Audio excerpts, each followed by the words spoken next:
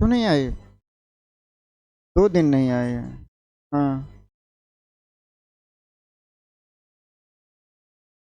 नहीं, आप लोगों को भी थोड़ा सा चीज़ें पढ़नी है ना।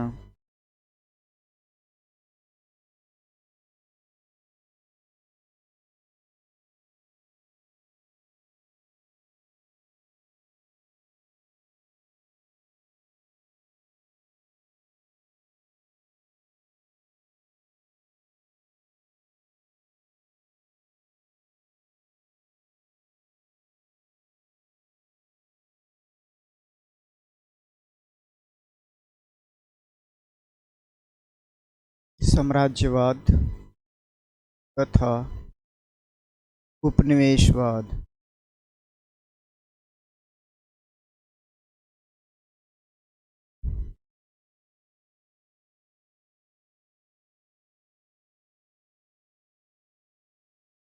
उपनिवेश।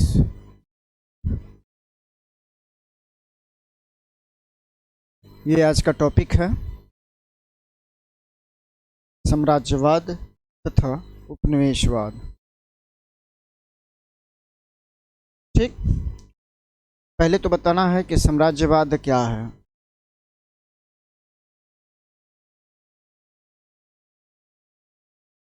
साम्राज्यवाद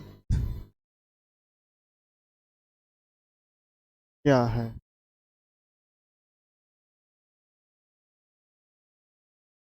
एक विदेशी इतिहासकार चार्ल्स बेयर्ड का मानना है कि सभ्य राष्ट्रों द्वारा कमजोर एवं पिछड़े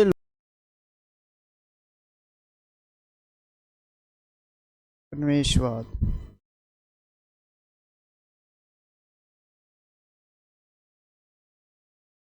इसमें दो चीजें हैं, एक तो साम्राज्यवाद है, दूसरा उपनिवेशवाद। ठीक। साम्राज्यवाद क्या है? साम्राज्यवाद क्या है? साम्राज्यवाद लिखते भी चलिए। ठीक? साम्राज्यवाद सभ्य राष्ट्रों की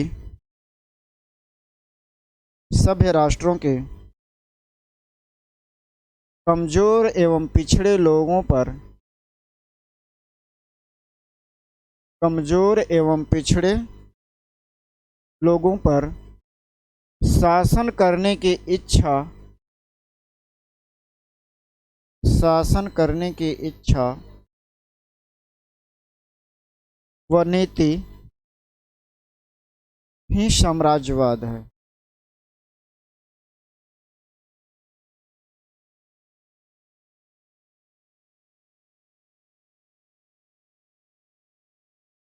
इस कथन को चार्ल्स बेयर्ड महोदय ने किया है। चार्ल्स बेयर्ड बेयर्ड महोदय ने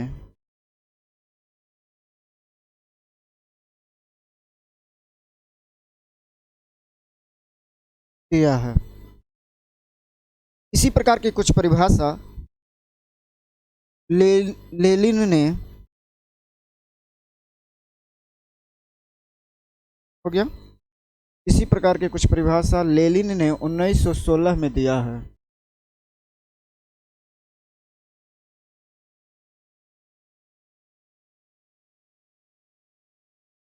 लेनिन का मानना है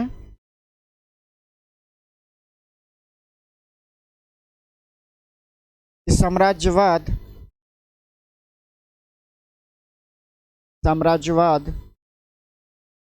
एक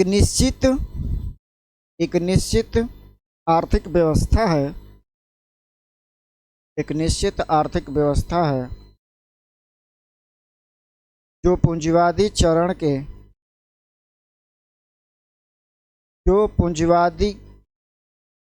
के चरम विकास में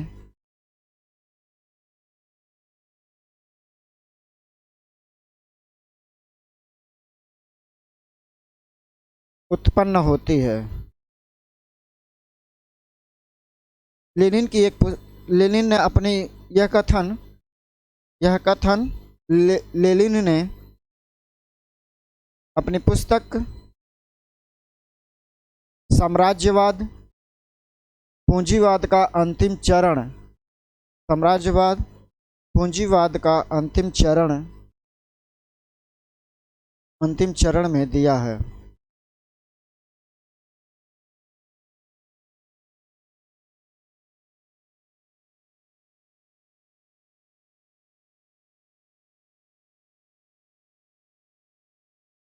हो गया।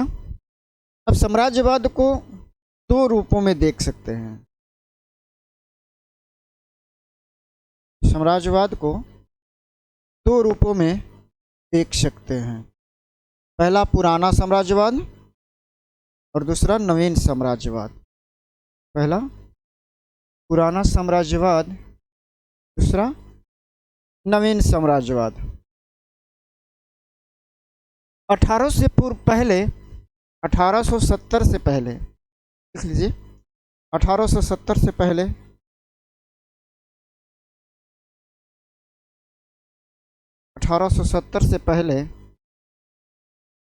का साम्राज्यवाद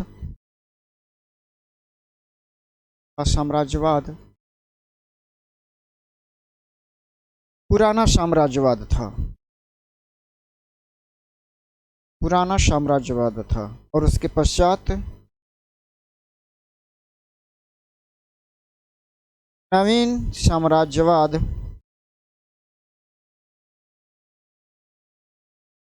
की भावना, नवीन साम्राज्यवाद की भावना प्रबल हुई।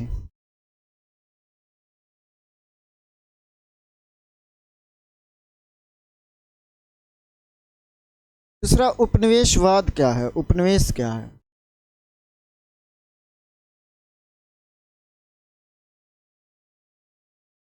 उपनिवेश क्या है?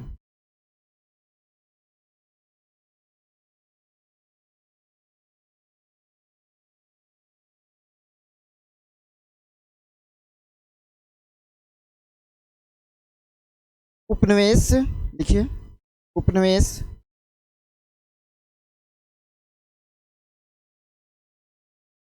एक जटिल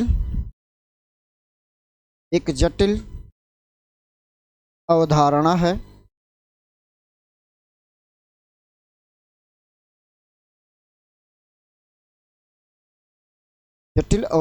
है जो राजनीतिक आर्थिक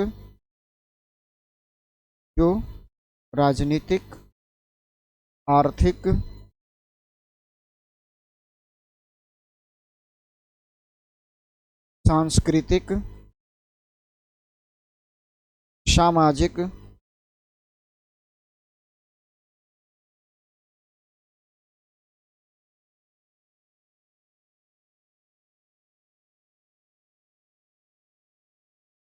सामाजिक जीवन को प्रभावित करता है।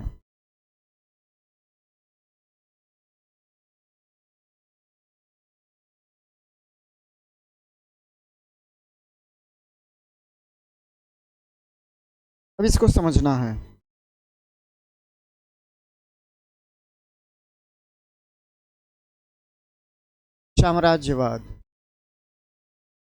साम्राज्यवाद में तत्व में ये होता है कि साम्राज्यवाद में क्या होता है, साम्राज्यवाद केवल राजनीतिक स्थिति पर नियंत्रण रखने की कोशिश करता है और राजनीतिक स्थिति पर नियंत्रण रख करके वहाँ के संसाधनों का उपयोग अपने हित में करने की कोशिश करता है। जैसे भारत पे अंग्रेजों द्वारा साम्राज्यवादी भावना का प्रथम चरण में साम्राज्यवादी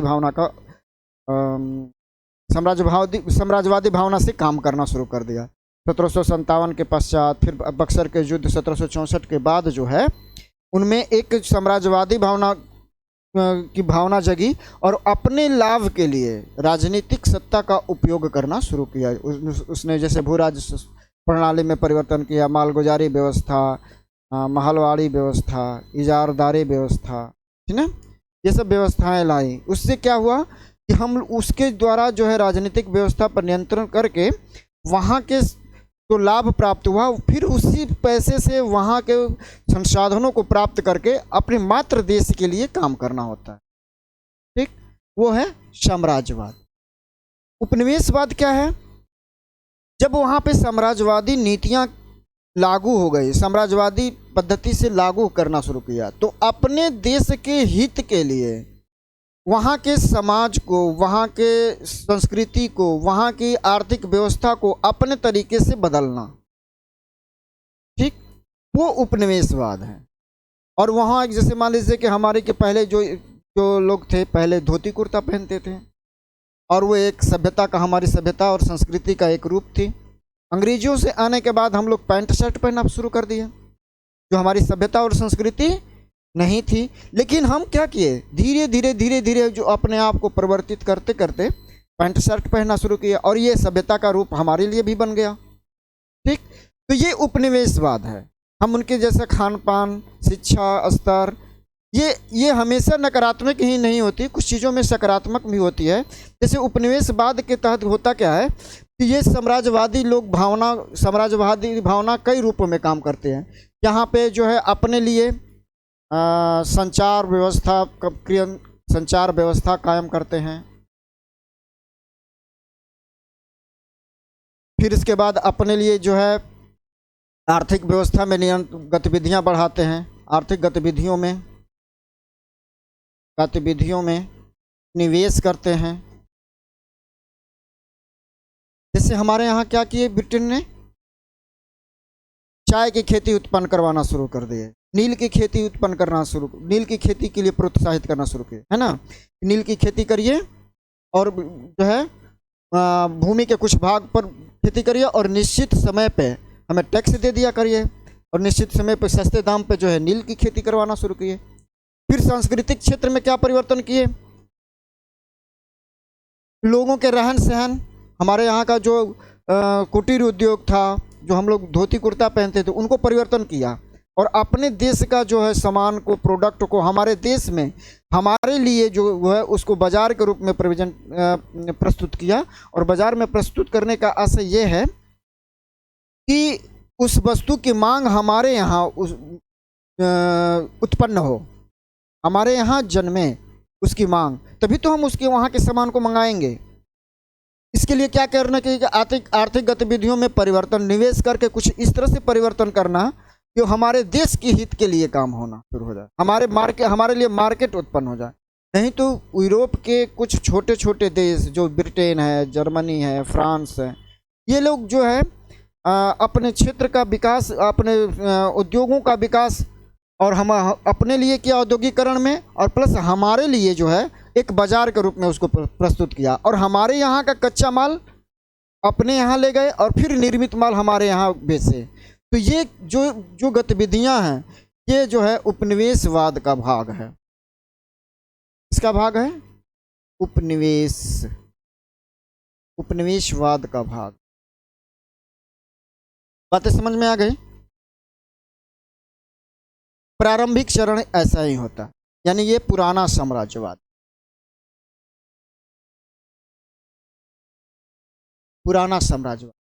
यानी इसको कह सकते हैं कि यह पुराना साम्राज्यवाद जो व्यवस्था है, यह व्यवस्था किस पे आधारित है, व्यापार और वाणिज्य पे।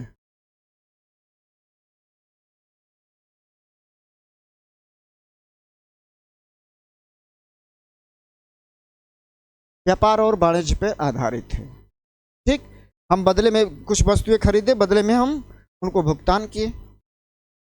बात समझ में आ रही है? कहीं दिक्कत? तो ये जो है व्यापारिक गतिविधियां, हम यहाँ से व्यापार खरीदे, बदले में भुगतान किए, उसके बदले में फिर उन वस्तुओं को ले जा करके यूरोप में बेचे, अपने विभिन्न बाजारों में बेचे, बेच करके फिर पैसा लाभ कमाए, है ना। लाभ इनका मूल उद्देश्य था, और वो इसकी पूर्ति करते रहे, और इस लाभ में दीर्घकालीन लाभ प्राप्त हो, इसलिए उपनिवेशवाद यहाँ के कल्चर को, यहाँ के सोसाइटी को, यहाँ के इकोनॉमिक सिचुएशन को, यहाँ के पॉलिटिकल सिचुएशन को इस रूप में परिवर्तन करना ताकि वो हमारे लिए लाभप्रद की स्थिति, ठीक। ये उपनिवेशवाद। बातें समझ में आ गए? इतनी बात समझ में आई? कहीं दिक्कत? नोट कर लीजिए, कुछ लिखवा दें इसको।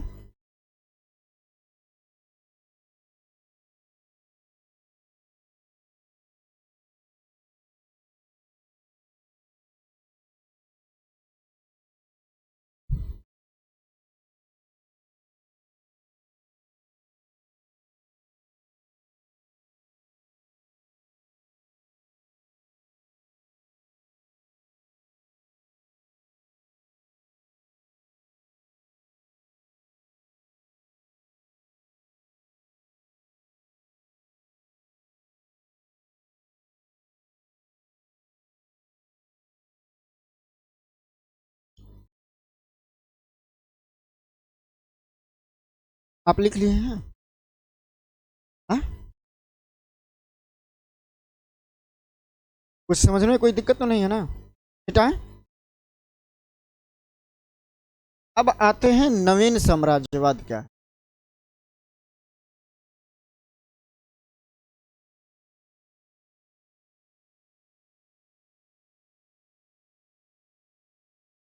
नवीन साम्राज्यवाद क्या है?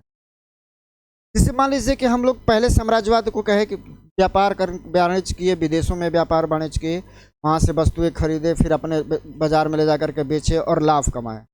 इससे क्या हुआ, धीरे धीरे व्यापारिक गतिविधियों को गतियों पर नियंत्रण करने के कारण हमारे यहाँ धीरे धीरे पूंजी का संचयन होता है। क्या हुआ? पूंजी का संचयन होता है।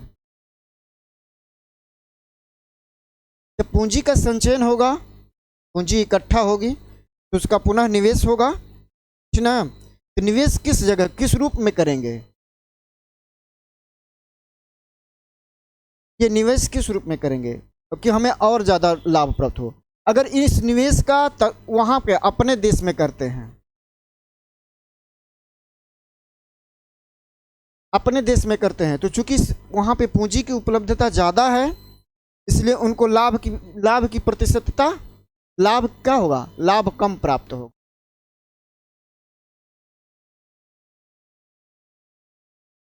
और यही पूंजी का निवेश अगर जो है पिछड़े क्षेत्रों में करते हैं, तो अगर मान लीजिए कि पिछड़े क्षेत्रों में करेंगे तो क्या होगा, लाभ ज़्यादा मिलेगा, लाभ ज़्यादा मिलेगा। ठीक। अपने देश में करेंगे तो प्रतियोगिता ज़्यादा होगी, यहाँ पे प्रतियोगिता कम है,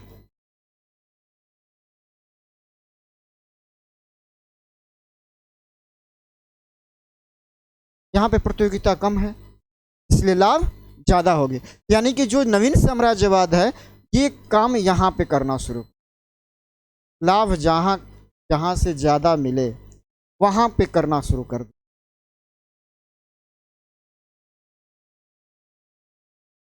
ठीक।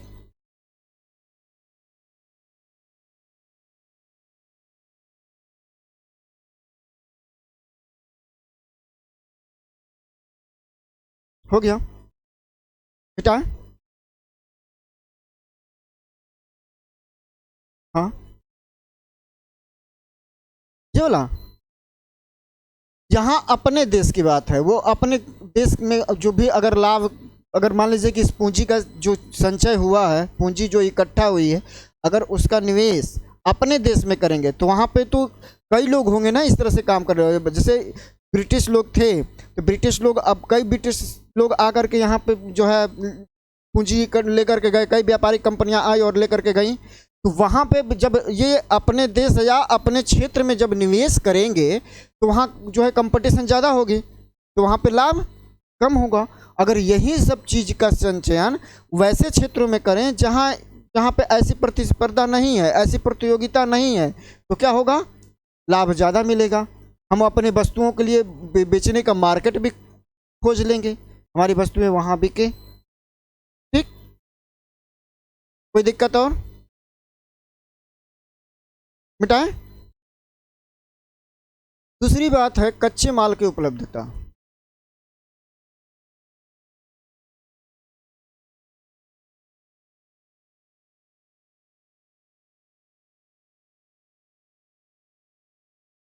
पुराने समय में हम लोग देखते थे, पुराने साम्राज्यवाद में हम वहाँ यहाँ से वस्तुएं, निर्मित वस्तुएं खरीदते थे, फिर उनको अपने बाजार में ले जा करके बेचते थे, बदले में उन्हें लाभ प्राप्त होता था, ठीक ना? वो कोशिश करते थे कि राजनीतिक नियंत्रण करके कम से कम जो है लाभ पे बस कम से कम कीमत पे वस्तुओं को खरीदा जाए और वहाँ पर उसको देश के विभिन्न भागों में बेच करके उससे से ज़्यादा लाभ कमाया जाए। ठीक।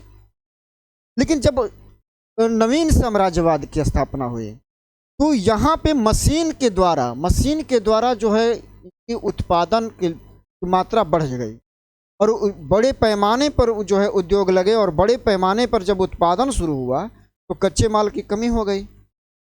तो कच्चे माल की कमी के लिए जो है कहाँ भटकेंगे, जहाँ वैसे देश जहाँ पे कच्चे माल की उपलब्धता हो, वहाँ पे ऐसी प्रतिस्पर्धा न हो, ठीक, तो उन क्षेत्रों पर ये अपना क्या करेंगे, साम्राज्यवादी नियंत्रण स्थापित करेंगे, राजनीतिक नियंत्रण करना शुरू करेंगे। तो वहाँ पे जो है खेती पे नियंत्रण करेंगे,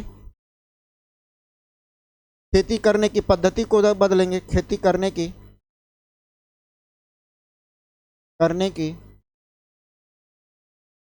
पद्धति को बदलेंगे। खेती करने के पद्धति का बदलेंगे मतलब हम कपास उगवाएंगे, काफ़ी उगवाएंगे, चाय की खेती करवाएंगे, जिनकी मांग विदेशों में है और हमारे अपने देश में इसके लिए भूमि संसाधन की कमी है। क्या हमारे यहाँ जो है अनाज खेती करने के लिए, अनाज जो है करने के लिए हमारे पास जो है वैसी पद्धति में, वैसी कृषि कर में भूमि संसाधन की जो है कमी है, या फिर हम उतना उत्पादन नहीं कर सकते जो हमारे पूरी जनसंख्या का पेट भर सके। वो पेट भरने के लिए क्या करेंगे, हम ये खेती के काम को दूसरे क्षेत्रों में लागू करेंगे, जहाँ हम उपनिवेश स्थापित के लिए उन क्षेत्रों में उपजवाएंगे, अनाज उपजाने के लिए करेंगे।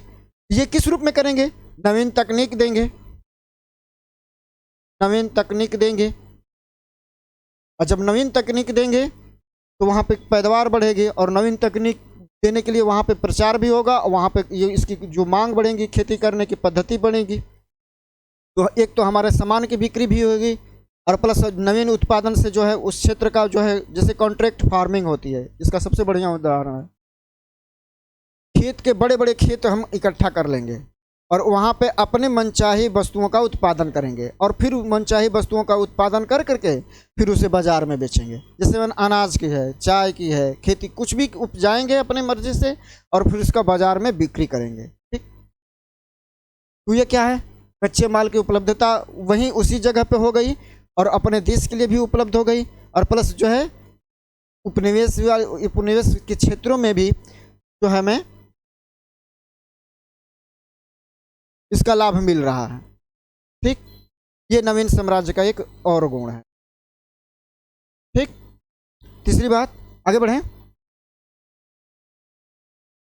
तीसरी बात है बाजार की आवश्यकता।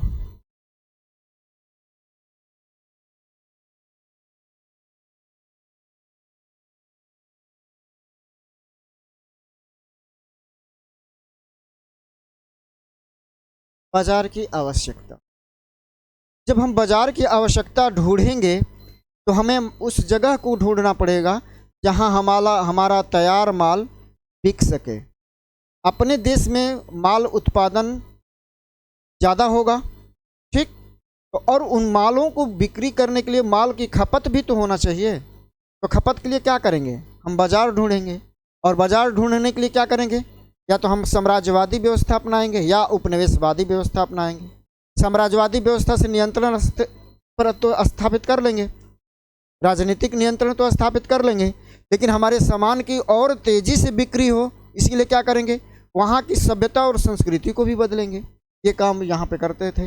जैसे मान लीजिए कि आज जो है, पहले जो है हमारे यहाँ बाजार बिक्री का क्या साधन था, हमारी वस्तुओं को, पहले जो साम्राज्यवादी व्यवस्था थी, हमारी वस्तुओं को लेकर के विश्व के अन्य कोनों में लोग कंपनियां बेचती थी, ठीक, उसके बदले में लाभ कमाती थी। लेकिन जब वहाँ पे औद्योगिकरण आया तो वहाँ से अपने माल को उत्पादन स्वयं करना शुरू कर दिए। जब वहाँ से माल का उत्पादन हुआ तो वो बाजार ढूंढने लगे, और बाजार ढूंढने के लिए जिन क्षेत्रों पे उन्होंने उपनिवेश स्थापित किया था, पुनः उन क्षेत्रों को ही वो अपना बाजार के रूप में बनाने लगे, और अपने तैयार माल को वहाँ पे बिक्री करना शुरू कर दिए। पहले क्या था, सूती वस्त्र, हमारे भारत के सूती वस्त्र बने, उदाहरण के रूप में सूती वस्त्र को लेते हैं।